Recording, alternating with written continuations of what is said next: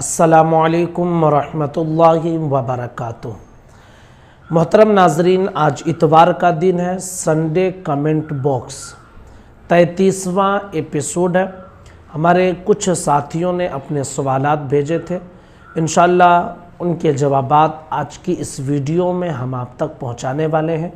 ध्यान से इस वीडियो को सुने, हर सवाल को समझें और हर सवाल के जवाबात को भी समझें। लेकिन उससे पहले अगर आपने हमारे चैनल को सब्सक्राइब ना किया हो तो ज़रूर कर लें, ताकि हर मसले की नोटिफिकेशन, हर वीडियो की नोटिफिकेशन हम आप तक पहुंचाते रहें। पहला सवाल है एजाज़ अंसारी का। पूछते हैं कि रात में नाइटफॉल हुआ और अंडरवियर पहना था, तो वो अंडरवियर में ही था, यानी नाइटफॉल में शर्मगाह से जो कुछ निकला वो अंडरवियर में ही लगा था, लेकिन पसीज कर उसका पानी जिन्स में लग गया, तो क्या जिन्स भी नापाक होगा? देखिए कि जिस तरह जो शर्मगाह से जो भी चीज़ निकली है ना, मनी जिसको कहते हैं आप, तो वो भी नापाक होती है। अच्छा, पसीज कर अंडरवियर से आपके जिन्स में जो लगा वो पानी, वो भी नापाक होता है। ठीक है, तो इसलिए जहाँ पर पानी लगा है उसका पसीज कर, उतना हिस्सा भी नापाक हो जाएगा, और जहाँ पर वो मनी लगी है उतना हिस्सा भी नापाक हो जाएगा। दूसरा सवाल है एक साहब का, जो हमारी तावीज़ वाली वीडियो पर कमेंट कर रहे हैं और कह रहे हैं कि तावीज़ हराम है और शिर्क है। तो किसी साथी का सवाल है कि क्या वाकई तावीज़ हराम है और तावीज़ शिर्क है? भाई, इसके हवाले से हमने एक वीडियो मुकम्मल बना दी है। बस अब मैं उसके बाद ये कहना चाहता हूँ ना कि हरामियों के लिए तावीज़ हराम है और मुशरिकों के लिए तावीज़ शिर्क है। अब और कुछ नहीं कहना चाहता हूँ, क्योंकि हमने पिछली वीडियो में मुकम्मल दलील के साथ बनाई है, कोई अपनी तरफ से बात नहीं पेश की है। लेकिन अब उसके बावजूद कोई नहीं मानता है, तो फिर मेरा यही जवाब है कि जो हराम कहता है वो हरामी है, बिला वजह एक जायज़ को हराम कह रहे हैं, तो फिर हरामियों के यहाँ हराम होगा, और जो इसे शिर्क कहता है तो उन मुशरिकों के यहाँ ये शिर्क होगा। बाकी अहले सुन्नत वल जमात के नज़दीक तावीज़ पहनना ये जायज़ है, शिर्क नहीं है। तीसरा सवाल है मुनीर रज़ा सुरसेनी का। पूछते हैं कि सुस्ती आने पर या रसूल अल्लाह कहना कैसा है? देखिए, जब सुस्ती आए तो हमें सबसे पहले सुस्ती जब आए तो क्या करना चाहिए? अऊज़ु बिल्लाहि मिनश शैतानिर रजीम, ला हौला वला कुव्वता इल्ला बिल्लाहिल अलिय्यिल अज़ीम, ये कहना चाहिए, क्योंकि सुस्ती में शैतान का अमल दखल होता है। तो सबसे पहले अऊज़ु बिल्लाह पढ़कर शैतान को भगाएं और फिर कहें ला हौला वला कुव्वता इल्ला बिल्लाहिल अलिय्यिल अज़ीम, कि अल्लाह रब्बुल इज़्ज़त के अलावा कोई ताकत, कोई क़ुव्वत नहीं है। ठीक है, अब जहाँ तक बात रही कि या रसूल अल्लाह कह सकते हैं या नहीं, तो कहने में कोई हर्ज नहीं है, कह सकते हैं, लेकिन सुस्ती आए तो अऊज़ु बिल्लाह पहले पढ़ें और उसके बाद में ला हौल पढ़ें। ठीक है, उसके अलावा भी अगर आप या रसूल अल्लाह कहते हैं तो कोई नाजायज़ काम नहीं है। नंबर 4, दानिश रज़ा पूछते हैं क़ुरान शरीफ कब कब पढ़ना चाहिए? क़ुरान शरीफ पढ़ने के लिए कोई वक्त मुकर्रर नहीं है। आपका पाक रहना और वज़ू के साथ रहना ये ज़रूरी है। अब इसके अलावा जब चाहें दिन में रात में आप कुरान मुक़द्दस की तिलावत कर सकते हैं, किसी भी वक्त में कुरान पढ़ने से मना नहीं किया गया है। नंबर 5, अमजद ख़ान। सवाल ये है कि अगर सफ़र में है और पता नहीं चलता कि काबा किधर है तो नमाज कैसे पढ़ें? आज के ज़माने में मेरे भाई जो है क़िबले का पता करना ये आसान है ना? कैसे? इसलिए कि तकरीबन हर शख्स के पास आज एंड्रॉयड मोबाइल है और तरह तरह के ऐप्स वगैरह बने हैं कि जिसके ज़रिए आसानी के साथ हमें पता चल जाता है कि क़िबला किधर है। हमारे मुल्क हिंदुस्तान में क़िबला पश्चिम की तरफ है। अगर आपके पास काबे वाला ऐप नहीं है تو آپ کے موبائل میں بھی جو ہے نا کمپاس والا ایپ تو رہتا ہی ہے موبائل کے اندر، اس کے ذریعے بھی آپ ایسٹ ویسٹ نارتھ ساؤتھ کا پتہ لگا سکتے ہیں۔ جدھر ویسٹ ہو اس طرف منہ کر کے آپ نماز پڑھ لیں، اس لیے کہ ہمارے ملک ہندوستان میں قبلہ پچھم ہی کی طرف ہے، ٹھیک ہے؟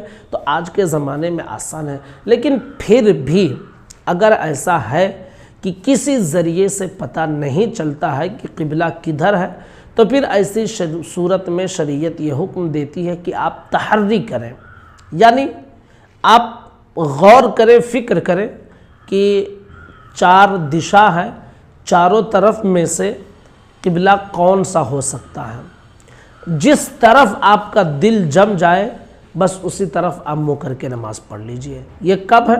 کہ جب پتہ چلنے کا کوئی امید ہی نہ ہو کہ پتہ چلے گا قبلے کے حوالے سے، ٹھیک ہے؟ تب یہ حکم ہے کہ تحری کریں اور جس طرف آپ کا دل جمے اسی کو قبلہ مان کر نماز ادا کر لیں، نماز ہو جائے گی۔ راشد علی یہ پوچھتے ہیں کہ حضرت اگر کوئی وہابی اذان دے تو جواب دینا کیسا ہے؟ اس کے متعلق ہماری آلریڈی ویڈیو تفصیلات کے ساتھ موجود ہے۔ اتنا آپ سمجھ لیجئے کہ وہابی کی اذان نہیں ہے تو وہابی کی اذان کا جواب بھی نہیں ہے۔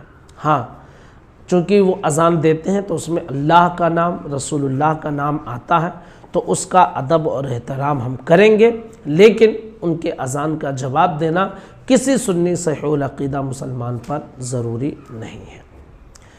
نمبر 7 محمد ناظر حسین پوچھتے ہیں کہ غسل خانہ اور ٹوائلٹ ایک ساتھ ہے تو کیا اس غسل خانے میں وضو کر کے نماز پڑھ سکتے ہیں؟ جی ہاں، اٹیچ باتھ روم کے حوالے سے بھی ہماری ویڈیو تفصیل کے ساتھ موجود ہے۔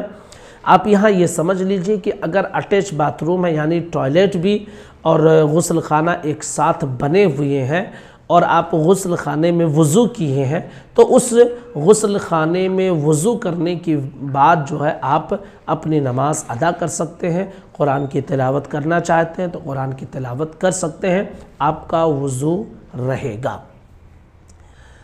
نمبر 8 طاہر حسین پوچھتے ہیں حضرت وہابی اگر دعا پڑھ کر مرغا ذبح کرے تو کیا ہمارے لیے جائز ہوگا؟ نہیں بھائی، ذبح کرنے کے حوالے سے نا یاد رکھیے کہ مسلمان کا ہونا ضروری ہے، جو ذبح کر رہا ہے اس کا مسلمان ہونا ضروری ہے، اور ساتھ ہی ساتھ بسم اللہ کے اللہ اکبر پڑھ کر ذبح کرنا چاہیے۔ اب وہابی، دیوبندی، یہ سب جو اہل سنت کے علاوہ، سنیوں کے علاوہ جو فرقے ہیں، ان کے عقیدے درست نہیں ہیں۔ سنی حضرات ان کو مسلمان نہیں مانتے، جب ان کے عقیدے نہیں درست ہیں تو مسلمان کیوں مانیں گے؟ تو اب اس سے آپ کو سمجھ لینا چاہیے کہ اگر دعا پڑھ کر بھی ذبح کرتا ہے کوئی وہابی تو ہمارے لیے جائز نہیں ہوگا، اس لیے کہ وہ مسلمان ہی نہیں ہیں، کیونکہ ان کے عقیدے کفریہ ہیں اور جو کفر کرے وہ مسلمان نہیں ہے۔ نمبر 9 رفیق شیخ پوچھتے ہیں کہ غسل جنابت میں ہاتھ کو پاک کرنے کے بعد، ناپاکی کو صاف کرنے کے بعد ہاتھ کو کیسے پاک کریں؟ یعنی ان کے کہنے کا مطلب یہ ہے کہ جیسے ہم غسل کرنے کے لیے گئے تو سب سے پہلے ہم نے اپنے دونوں ہاتھوں کو دھویا، تو اب جتنا ہم نے دھویا اتنا تو پاک ہو گیا۔ اب اس کے بعد جو ہے غسل کا جو سنت طریقہ اس میں یہ ہے کہ ہاتھوں کو دھونے کے بعد میں اگر جسم پر کہیں نجاست لگی ہے تو اس کو صاف کریں۔ تو اگر جسم پر کہیں نجاست لگی تھی تو اب ظاہر سی بات ہے ہاتھ سے رگڑ کے اس کو صاف کرنا ہوگا، تو اب نجاست پھر سے ہاتھ میں لگ گئی، تو اب یہ پوچھنا چاہتے ہیں کہ پھر سے ہم ہاتھ کو کیسے پاک کریں؟ تو بھائی جیسے پہلے آپ نے پاک کیا تھا نا ویسے آپ کو پھر سے ہاتھ پاک کرنا ہے۔ جیسے آپ نے کیا کیا تھا، پانی ڈال کر ہاتھ کو دھو لیا تھا اچھے سے، آپ کا ہاتھ پاک ہو گیا تھا۔ اب اسی ہاتھ سے آپ نے کیا کیا، جسم پر نجاست لگی تھی اس کو دھویا، تو پھر جسم ہاتھ آپ کا اس پہ گندگی لگ گئی تو پھر سے آپ پانی ڈال دیجئے، آپ کا ہاتھ پاک ہو گیا۔ اب اس کے بعد کلی کریں، ناک میں پانی ڈالیں، وہ غسل کا جو اور طریقہ ہے وہ آپ کر کے اپنے غسل کو ادا کر لیجئے۔ نمبر 10 گل محمد، ان کا سوال ہے کہ گورنمنٹ کی طرف سے جو عمر دراز لوگوں کو، یعنی جو ضعیف ہو جاتے ہیں، بوڑھے ہو جاتے ہیں، جن کی عمر زیادہ ہو جاتی ہے، ان کو پیسہ ملتا ہے تو اس کا لینا کیسا ہے؟ جائز ہے۔ گورنمنٹ کی طرف سے جو پیسے عمر دراز لوگوں کو یا ودھوا لوگوں کو، جو بیوہ ہوتی ہیں، ان کو پیسے ملتے ہیں تو اس کا لینا ان کے لیے جائز ہے، اس کے لینے میں کوئی حرج نہیں ہے۔ نمبر 11، محمد اسماعیل پوچھتے ہیں کہ کیا چوری کے پیسے سے کھانا پینا، سامان خریدنا اور اسی حالت میں نماز پڑھنا، دعا مانگنا، کیا یہ صحیح ہے؟ نماز ہوگی یا نہیں؟ چوری کرنا یہ گناہ کبیرہ ہے، سخت گناہ ہے، حقوق العباد میں سے ہے، یعنی اگر آپ چوری کر رہے ہیں تو کسی بندے کا حق مار رہے ہیں۔ حقوق العباد کا بہت سخت معاملہ ہے، جب تک وہ بندہ معاف نہیں کرے گا اللہ بھی اس گناہ کو معاف نہیں کرے گا۔ تو چوری کرنا یہ سخت گناہ ہے۔ اب چوری کے پیسے سے کھانا پینا، جب چوری کا مال حرام کا ہے، اس کا جو کھانا پینا رہے گا وہ بھی حرام کھانا پینا، اس سے سامان خریدے تو حرام کے پیسے سے خریدے، اس سے کپڑا خریدے تو حرام کے پیسے سے خریدے ہیں۔ اب حرام پیسے سے کپڑا خرید کے آپ اس کو جسم پر پہن کر نماز پڑھتے ہیں، ایسی نماز کا کیا فائدہ؟ نماز نہیں ہوگی، دعا قبول نہیں ہوگی، یاد رکھیے۔ کیونکہ اگر حرام لقمہ، کوئی ایک لقمہ بھی اگر پیٹ میں جائے گا تو 40 دن تک اس کی نمازیں دعائیں قبول نہیں ہوتی ہیں، اور آپ تو پورے چوری کے پیسے سے ہی کھائے پیئیں گے بھائی، تو کیسے چلے گا؟ تو چوری کرنا بھی حرام ہے، اور اس چوری کے پیسے سے جو سامان خریدے جائیں گے وہ سب حرام کے ہی کیٹیگری میں آئیں گے۔ نمبر 12، مبین خان، ان کا کہنا ہے کہ ہم بستری کرنے سے یا مشت زنی کرنے سے یا برا خواب دیکھنے سے یا پیٹ خراب ہونے سے یا پیٹ کے بل لیٹنے سے اگر منی نکل جائے تو کیا ہم گنہگار ہوں گے؟ اس میں کچھ چیزیں ایسی ہیں جس میں گناہ نہیں ہے، کچھ چیزیں ایسی ہیں جس میں گناہ ہے۔ جیسے ہم بستری کرنے سے، اگر آپ کی بیوی ہے اور اس سے ہم بستری کرتے ہیں اور اچھی نیت کے ساتھ کرتے ہیں تو اس میں گناہ نہیں بلکہ ثواب ہے، ٹھیک ہے؟ تو گناہ نہیں ملے گا، کب؟ جب آپ کی بیوی ہو، ٹھیک ہے؟ اور اگر ناجائز تعلقات سے ہم بستری کرتے ہیں تو بھائی یہ حرام کام ہوگا، اب چاہے منی نکلے یا نہ نکلے حرام کام ہو جائے گا۔ مشت زنی کرنے سے، مشت زنی کرنا، اس پر بھی ہم نے آلریڈی ویڈیو بنائی ہے، یہ بھی حرام کام ہے، منی نکلے یا نہ نکلے، بہرحال مشت زنی کی کوشش کرنا بھی حرام کام ہے، مشت زنی نہیں کر سکتے ہیں۔ برے خواب دیکھنے سے، اب خواب آدمی کے اختیار میں نہیں رہتا، وہ سو رہا ہے، مرفوع القلم ہوتا ہے جب بندہ سو رہا ہوتا ہے، ٹھیک ہے؟ اس کے اختیار میں کچھ نہیں ہوتا، کوئی برا خواب دیکھا اور جو ہے احتلام ہو گیا تو اس میں اس بندے کو کوئی گناہ نہیں ملے گا، اس لیے کہ اس میں اس کا کوئی عمل دخل نہیں ہے۔ پیٹ خراب ہونے سے بھی یہ احتلام ہو جاتا ہے، منی نکل جاتی ہے، تو اس میں بھی کوئی گناہ نہیں ہے۔ اچھا، پیٹ کے بل لیٹنے سے، تو بھائی پیٹ کے بل اگر لیٹ کر آپ کچھ ایسا خود کرتے ہیں کہ جس سے منی نکلتی ہے تو پھر یہ گناہ کام ہوگا، اور اگر آپ پیٹ کے بل سو گئے تھے اور منی نکل گئی تو پھر آپ کے اختیار سے وہ باہر تھا، اس میں آپ کا کوئی مسئلہ نہیں ہوگا۔ تو یہ آپ کی، مجھے امید ہے کہ شاید بات سمجھ میں آ گئی ہوگی۔ نمبر 13، نام تو لکھنا بھول گیا، ایک صاحب کا سوال ہے کہ ماں باپ کی مرضی کے خلاف شادی کرنا کیسا ہے؟ ماں باپ کی مرضی کے خلاف شادی اگر آپ کریں گے تو شادی آپ کی ہو جائے گی، ٹھیک ہے؟ کیونکہ نکاح جو ہے وہ دو گواہوں کی موجودگی میں مہر کے ساتھ ایجاب و قبول، یعنی ایک کہے کہ میں نے قبول کیا اور ایک اجازت دے دے، ٹھیک ہے؟ ایجاب و قبول کا نام ہے۔ اب اس میں کسی کی رضامندی، ماں باپ کی رضامندی ضروری نہیں، البتہ ایک چیز یاد رکھیے کہ جو نکاح یا جو کام ماں باپ کی خوشنودی کے ساتھ، ان کی رضامندی کے ساتھ نہ ہو تو اس میں برکتیں نہیں رہ جاتی ہیں۔ اس لیے کوئی بھی ہمارا جو ہے نوجوان ساتھی یا ہماری بہنیں، ہماری بیٹیاں اس طرح کی حرکت نہ کریں کہ اپنے ماں باپ کو آپ ذلت و رسوائی میں ڈالیں۔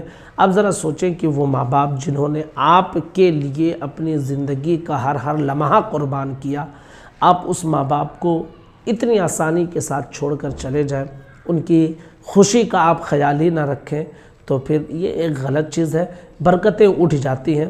اور نکاح آپ کر لیں گے لیکن خوشحالی آپ کی زندگی میں نہیں آئے گی۔